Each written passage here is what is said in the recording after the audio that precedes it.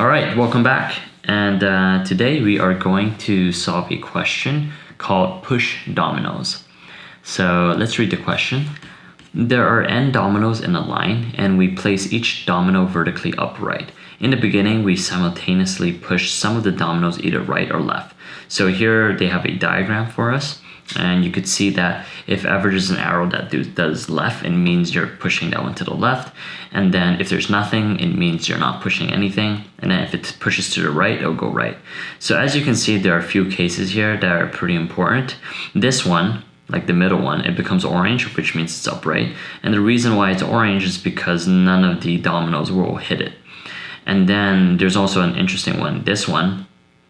If there's two forces that goes down, then what happens is that if there are equal amount of dominoes from left and right to this middle domino, then it will stay afloat like that. And then the opposite, if it's an even amount number, if this one goes to the left and this one goes to the right, then what happens is there's no standing upright. Like you have something like this, where this one is pushed to the right, this one is pushed to left, and then this one is also two greens. So to give you an example, I guess you could look at it here. This would be the string representation of what we saw here. So you see the dots. The dots are the orange ones. As you can see, there's 4 of them. And then here, what it looks like, it's RRLL. As you can see, RRLL. This is this right here. Cool. So yeah, so that's pretty much. And also the first domino expense, this is pretty important. Yeah, for the purpose of this question, we will consider that a falling domino expends no additional force. So even if if one of them is already fallen, it's not gonna continuously add force if you just push it more. So yeah, that just makes it a little bit easier. So how do we do this question? Okay. So we could think about it a little bit, and we could think of different cases. There are different cases. If there's either no left or right that pushes onto it, you know that's going to stay upright. So that's case number 1. Let's write that down. So case 1 is if there's no force, then I know that it's a dot, right? Case 2, just one force, like this way or something like that. Then I know that if there is a force, then it's whatever the force is. So if it's L, it would be L. And then case 3, we'll just list out the case to make us understand. There's two forces. Then if there's two forces, it depends, right? So imagine if we have L dot dot dot dot R, then this would be case 3. This would be case 3. They're all case 3. So it depends. It's it becomes the closest L or R, right? Because we know that, okay, this guy has two forces, this one and that one, right? Yeah, so because there are two forces, I'm gonna add more dots. Two forces, which one's closer, L or R? Obviously it's L, so this would be an L. And then this one, L or R? Obviously L is closer. And then this one, which one's closer, L or R? It's actually the same. So if it's the same, so then case 3.A, let's say if it's the same distance, then we do dot, right? This becomes dot, this becomes R, this becomes R, right? So how do we do this? Now, there's actually a pretty funky way that you could discover. There's one way that you can do is you can also kind of depending on the case, kind of we looked at here, each case you give it a certain rule and then you just do it. But you kind of think it in terms of, I guess, a easy heuristic to think about. So you know that whenever it's closest to L or R, it's gonna take on that. So how can we measure this closeness? Well, there's one thing that we can do. I like to call it a force array that we can say. We use this force array to calculate how much force do you have on each side. It's not really force, it might be kind of misleading. It's more of a how close you are to the forces that are being applied. Let me give an example.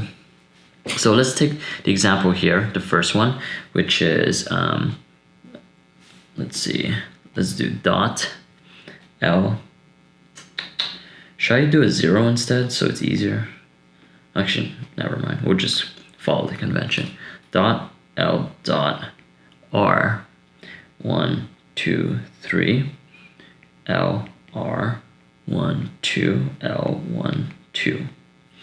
Yeah. So what we can do, we could kind of transform this into numbers in terms of force. So we could say like the maximum force that can be applied, we could choose an arbitrary number. Here we're just going to choose the max number because we don't want to go negative.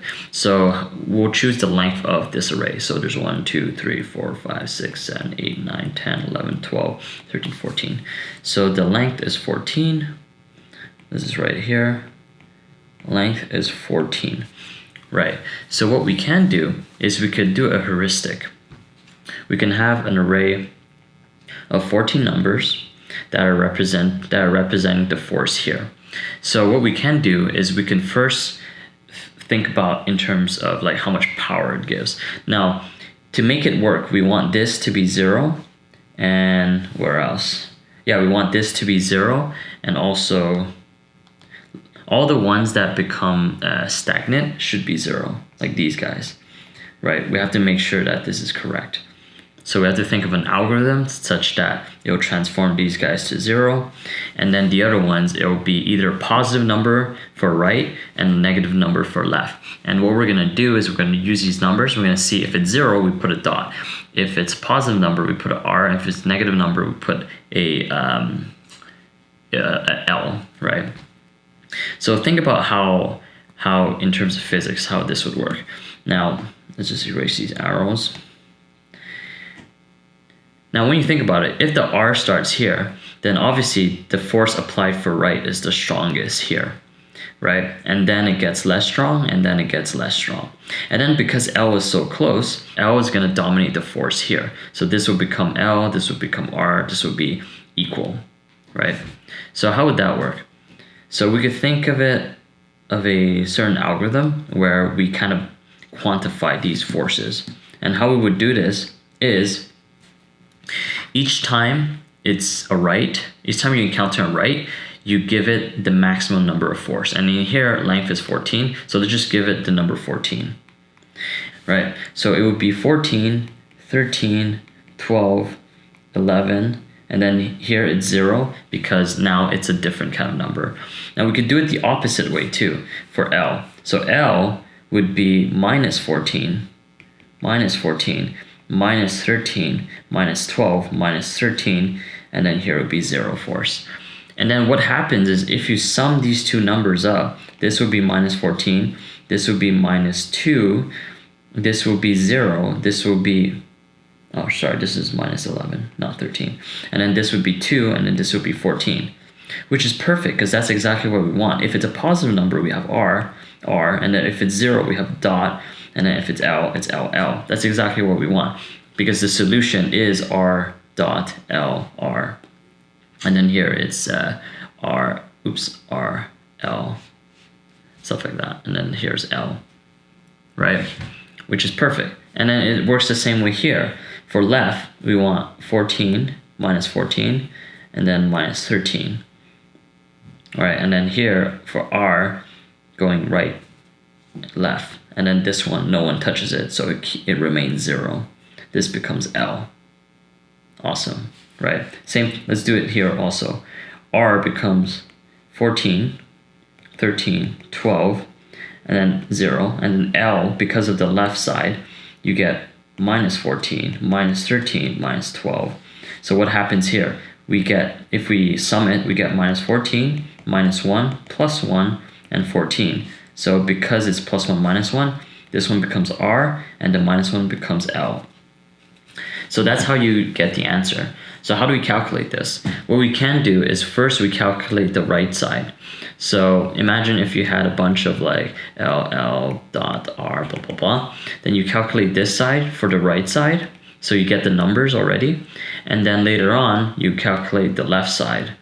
So you go to the left side, and then you'll calculate it, and then you'll add the forces into it. Like for example, if you get something like 0, 0, 14, 13, 12, you know, and then you have L here, then you have 0, 0, 0, 0, and then dot, dot, dot, dot, right? So first you calculate it this way, and you get 14, 13, and 12.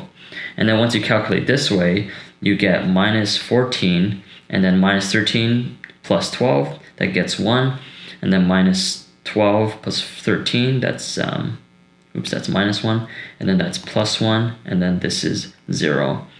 Sorry, not 0, 14, and then 0, 0, right? And then that's what you get. So you first add it for one side, and then you add it for the other side. So then what is the time complexity of this? We do it 2 times, 1, 2, and then we transform into a string. So it's O of 2n, or 3n if you if later on you turn the array into a string, so you still have to parse it. So this is basically the time complexity is O of n. And then what's the space complexity? We have an extra array that we have to assign. So space would be O of n also. Cool, awesome. So let's code it up.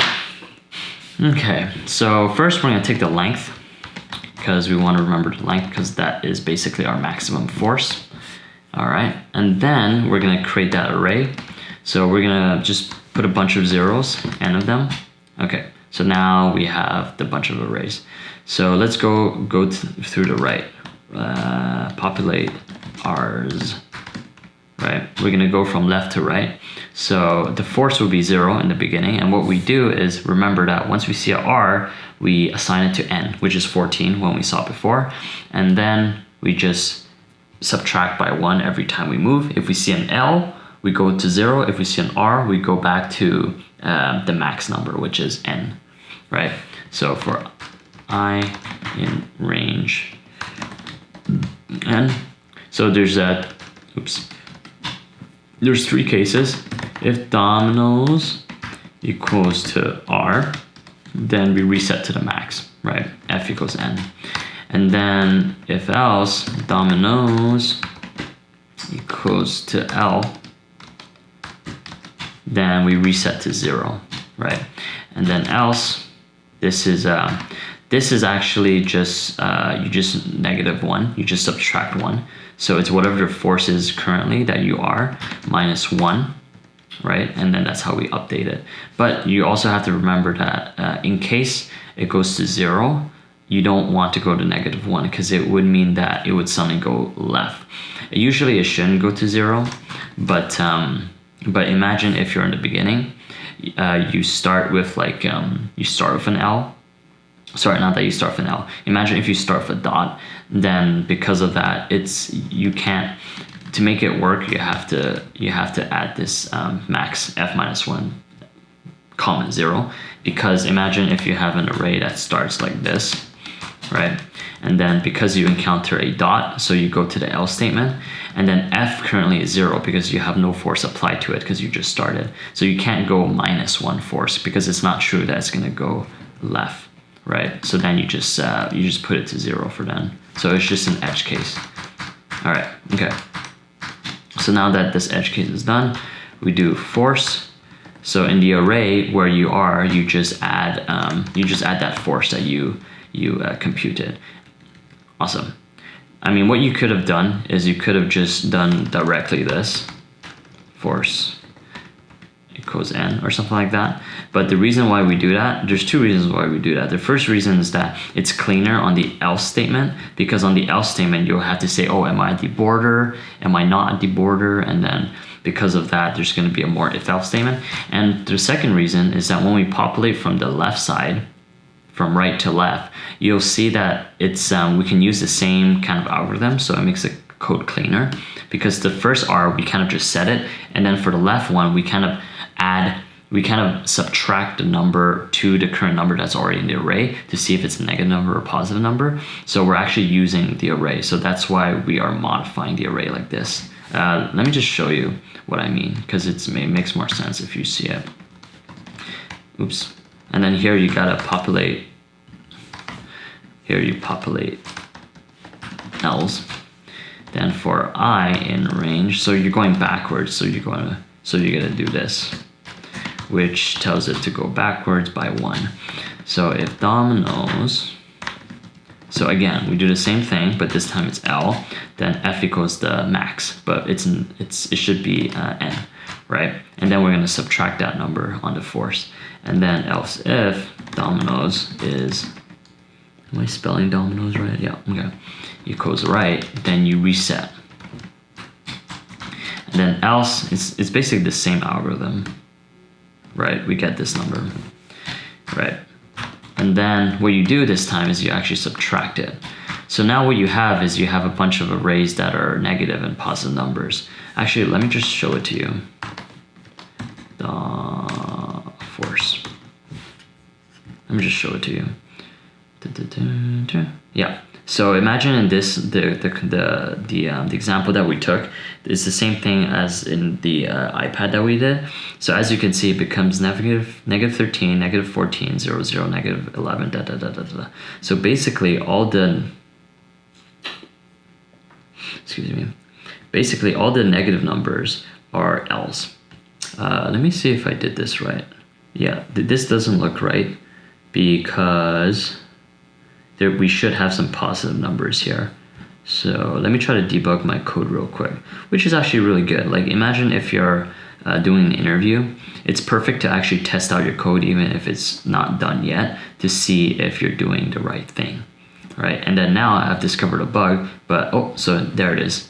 I'm actually not looking at the proper index. I'm actually just looking at, I'm guessing it checks the first index or like the 0th index, but yeah, let's try this again.